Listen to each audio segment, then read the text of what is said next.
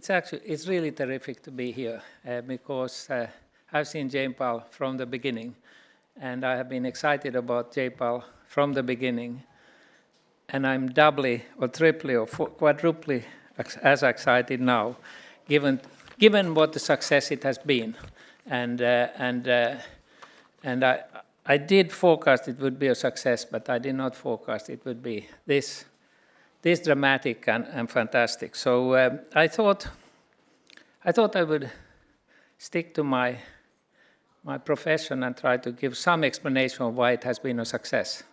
Because we can just talk about, you need to understand a little bit of organization theory here. So I think of 4 reasons, because I have about 4 minutes. The first thing to point out is that this idea of imitating the medical model, it sometimes, gets some flack. It's a brilliant idea.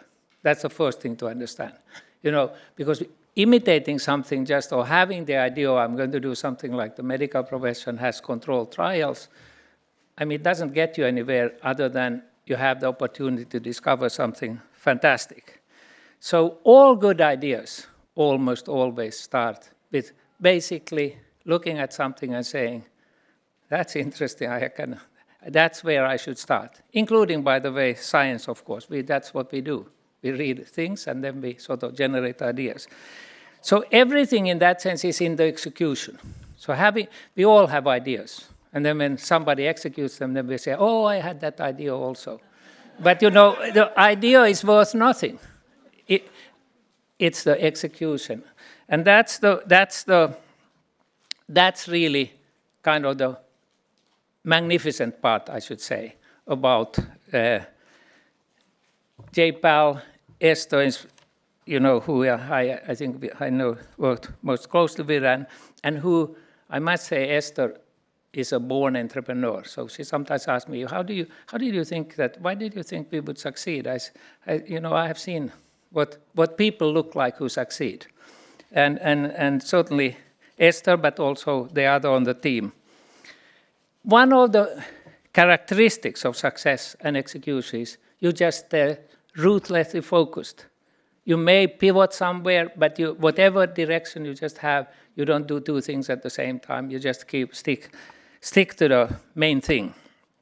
And we have a little bit of the difference in opinion with Esther about what happened with Jamil, but Jamil actually, I think, them must have come to me and said, I would like to expand on this J-PAL idea, and I would give quite a bit more money if they could do other things. And I think I went to Esther and asked, this is what I heard Jamil say, that he would give a lot more money. Esther said, no, I'm doing randomized controlled trials and nothing else. So that is very often a characteristic of successful. Google rejected money, when they were in trouble, actually. And the same with most of the very successful people. Money has to come to ideas, is a key sentence I want you to take away. If ideas, or another way, ideas have to discover the money that they need, but they don't move.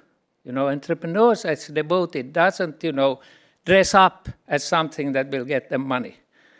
An entrepreneur like Esther is just passionate what she does, and that to me is really a hallmark.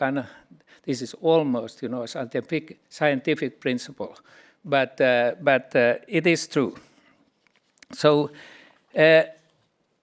then I would say that the third thing. Well, let me say a little bit about the execution still. Esther was single-minded, as I said. And Rachel and I sometimes had to sort of smooth the relationship between Esther and the administration. Especially, was it OSP? I remember being at the dinner party at Paul Samuel's house, and my phone buzzes and it says, Esther is on the line. I stepped out, and I think I spent 15 minutes to calm her down about something that OSP had said. But that's another characteristic of good entrepreneurs. They have to be passionate. They have to be sort of, I would say, slightly angry. The wonderful thing about Esther, by the way, is when she gets as far as she thinks she can get, then she holds no grudges. She just looks forward to the next thing. And it's a lovely feature of argue, and then when it's sort of done, then it's like, sun came out, everything is fine, we just go on. So this no grudges is also. Provost, this Esther probably doesn't know, but the Provost Brown came after dinner, which we had, to sort of discuss this and raise funds and so on. He sent me a little piece of paper where he gave. We have disagreements about the money with the fundraiser, but I think it was like $1 million that he wanted to give to the department. But in any case, and then came an email afterwards with a note, provosts can also have anxiety, was the note the next day. Because I think he had been through some of the treatment, the JPAL treatment. The fourth and last thing is scalability. And I would say these three first ones are ones I had seen, but scalability is always a challenge. And so it's an interesting question, why you have been able to scale so well. And I certainly did not see that it would scale the way it has. But I think these are hypotheses, for some paper or something. But one thing is that you had a very clear model about how you do it. There was kind of a recipe. But still, every experiment is different. I think the other key thing, it was anchored in science. That it was anchored with people that sort of didn't think about the money, but they thought about, can I write a paper about this and so on.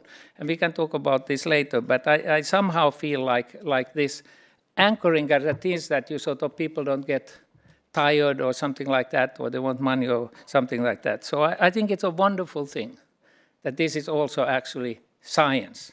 And of course, that's why Esther and Abhijit and Michael got their Nobel Prize.